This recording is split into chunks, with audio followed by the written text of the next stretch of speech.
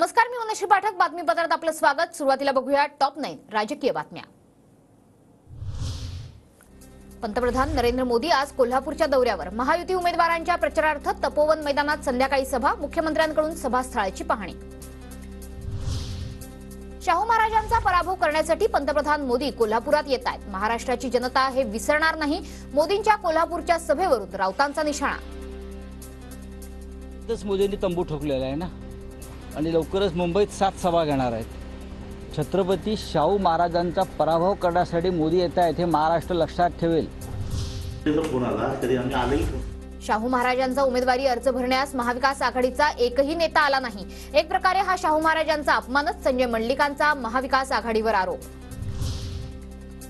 महायुतीचं उर्वरित जागा वाटप आज किंवा उद्या होण्याची शक्यता. ठाणे, नाशिक, पालघर आणि दक्षिण मुंबईची उमेदवारी घोषित होणार.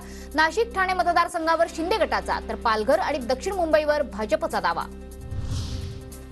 हातकणंगलेमधून बच्चू कडू महायुतीच्या उमेदवाराच्या विरोधात दंड थोपटणार. आमदार बच्चू कडू राजू शेट्टींचा प्रचार करणार. शेतकऱ्यांच्या हितासाठी राजू शेट्टी यांचं लोकसभेत जाणं गरजेचं.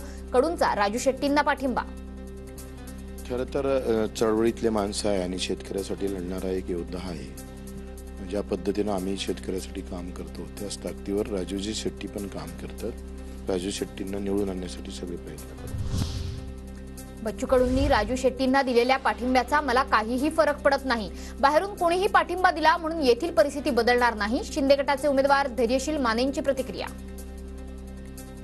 आणि आम्ही पुढे ज्यावेळी जातो त्यावेळी चांगलं काम करून या ठिकाणी लोकांच्या पर्यंत जातो. इथं असणारी परिस्थिती, इथल्या लोकल परिस्थितीवर त्याचा काहीही परिणाम बाहेरनं कोणी कोणाला पाठिंबा दिला म्हणून त्या ठिकाणी होत नाही. गुजरातचा 2000 मेट्रिक टन पांढरा कांदा निर्यात होणार. केंद्र सरकारचा निर्णय. महाराष्ट्रातील कांद्याला निर्यातीस बंदी असल्यामुळे शेतकऱ्यांमध्ये रोष.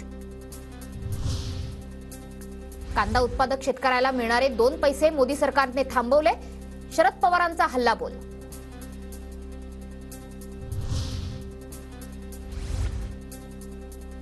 गुजरातचा कांदा मुंबईतील बंदरातून परदेशात जाणार. महाराष्ट्राचा कांदा सडवला जातोय. राऊतांची टीका. तर मोदी देशाचे नाहीत तर गुजरातचे पंतप्रधान. राऊतांचा मोदींवर हल्लाबोल. कांदा निर्यात बंदी उठवण्यामागची भूमिका मोदींची तीच आहे.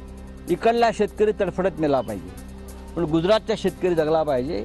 नरेंद्र मोदी हे या देशाचे प्रधानमंत्री नसून गुजरातचे प्रधानमंत्री आहेत.